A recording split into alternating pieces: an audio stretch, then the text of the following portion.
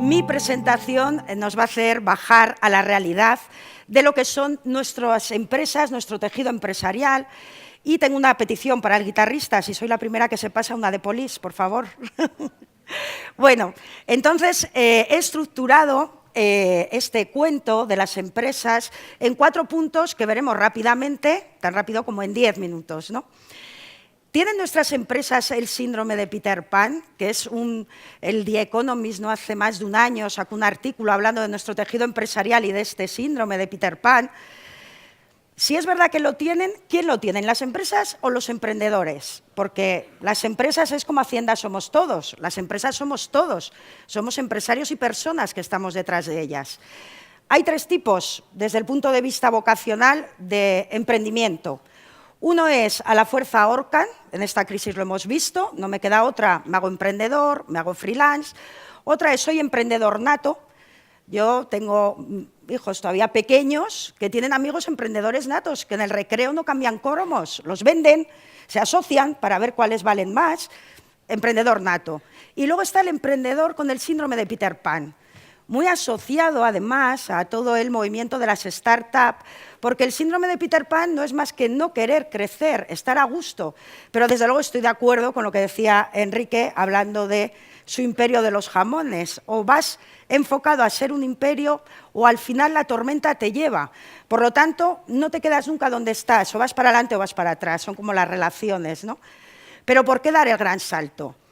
Yo cada vez que voy predicando esta doctrina del crecimiento, tengo que contar los efectos secundarios de crecer, porque si no, pueden decir, pues igual como pensaban los hijos de algunos dueños de empresas familiares, vamos a quedarnos como estamos.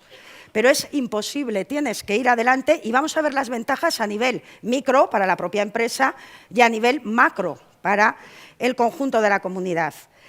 Y una vez que se da ese salto, ¿en quién nos miramos? ¿Cuáles son las empresas medianas de éxito y qué hacen para tener ese éxito? Hasta ahora hacen mucho de lo que hemos hablado, de innovación, de sentimientos. Yo, como veréis, mi presentación va a ser la más sobria, llena de datos, porque solo quiero que me sirva de muleta para mis palabras y mi argumentación, ¿no? Y si estamos convencidos y nos hacemos adeptos a esta doctrina del crecimiento, ¿cómo damos ese salto?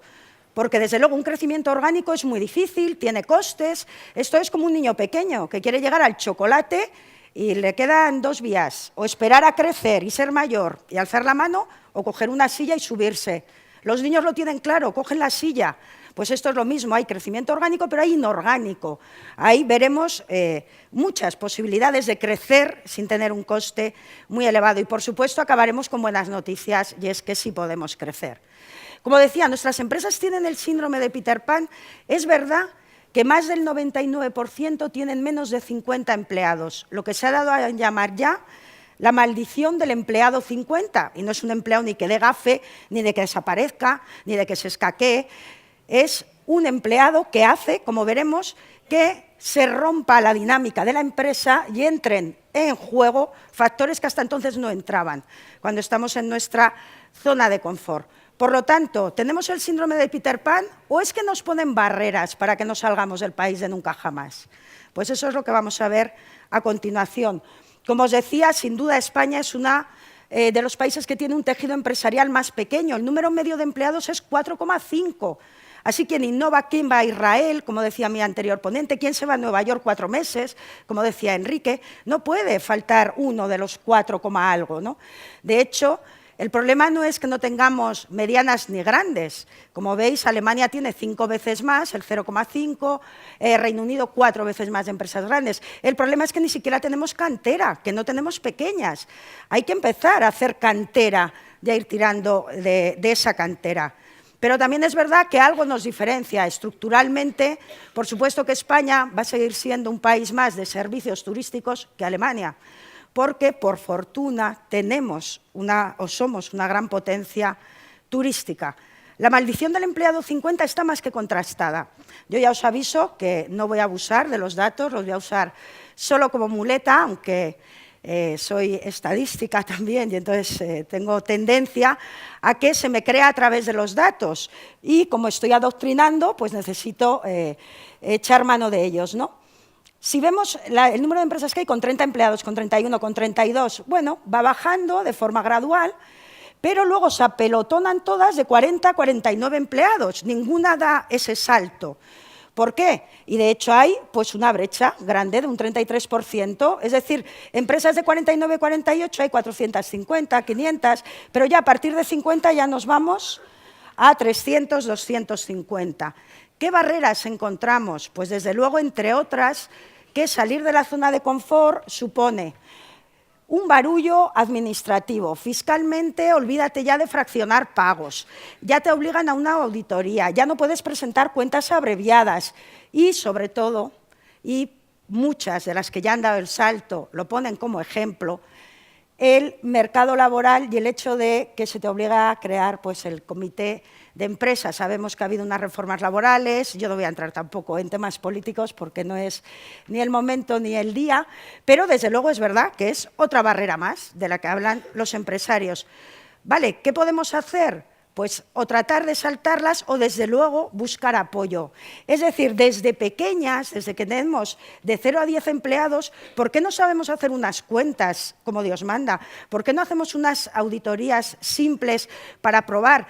Esto es muchas veces como si de mayor te obligan a dejar de fumar. En mi generación, fumar molaba. En la generación de mis hijos, fumar mata. Pues si desde pequeño te enseñan que esto no es malo, que es bueno, el tener buen rollo con los empleados es bueno, pero tener buen rollo, no que abuse ninguna de las dos partes, etcétera, pues desde luego enseñando desde pequeñas aprenderíamos y tendríamos posibilidad de saltar esas barreras. ¿Y por qué saltarlas? Porque voy a utilizar algunos datos, pocos, prometo, que demuestran que cuanto más grande es la empresa es más productiva, tiene más capacidad de innovar, de internacionalizarse, el empleo es más estable en las grandes empresas. Aunque tenemos muy pocas, el 0,1%, uno de cada 4 empleados en España lo hacen en una gran empresa y solo hay 3.000 en España de los 3 millones de empresas que hay. La supervivencia, antes lo decían, las empresas que nacen tienen una supervivencia de 8 o 10 años. Las empresas medianas y grandes, pues durante la crisis han sufrido menos, han caído menos y ha caído menos el empleo. Son más rentables económicamente, la calidad crediticia. Tú entras a un banco y te cuesta mucho más pelearlo, pero luego además el coste de financiación, si eres más pequeño, es más alto y si eres más grande, es más bajo. Empezando por el principio, y aquí me voy a centrar en estos dos datos. Quiero romper el típico mito de España tiene que cambiar su modelo productivo. ¿Por qué? ¿Por qué vamos a dejar de tener turistas? ¿Por qué vamos a dejar de hacer vivienda vacacional? ¿Por qué de repente todos esos obreros que están en el paro les va a caer el título de ingeniero de telecos en la cabeza? ¿Por qué? ¿Cuál es el argumento? ¿Que España va a crecer más, va a ser más productiva? Pues bien, hemos hecho en el proyecto que colaboro con el Círculo de Empresarios una estimación y si tuviéramos la misma especialización productiva que Alemania, es decir, tuviéramos más industria, menos bares, menos restaurantes, menos comercio, nuestra productividad aumentaría un 4,8. Pero si seguimos haciendo lo que hacemos, que es mucho servicio, construcción cada vez menos, tendríamos una productividad, si nuestras empresas tuvieran el tamaño de las empresas alemanas, del 13%. Es decir, si en lugar de 0,7% de empresas medianas tuviéramos un 2,5% y en lugar de 0,1% grandes, un 0,5%, seríamos mucho más productivos. Es decir, lo que hay que hacer es hacer las cosas bien, no cambiar de negocio, sino el que sabemos hacer, hacerlo bien y con la dimensión adecuada. En términos de innovación, sin duda, el crecimiento ayuda exponencialmente, más de un 40% de empresas grandes, innovación tecnológica, innovación organizativa, hacemos todos, grandes y pequeños. Internacionalización, 1/3 de las ventas de empresas medianas y grandes vienen de fuera. Costes de financiación, pues ahí tenéis la brecha entre lo que nos cobran a las pequeñas o a los grandes.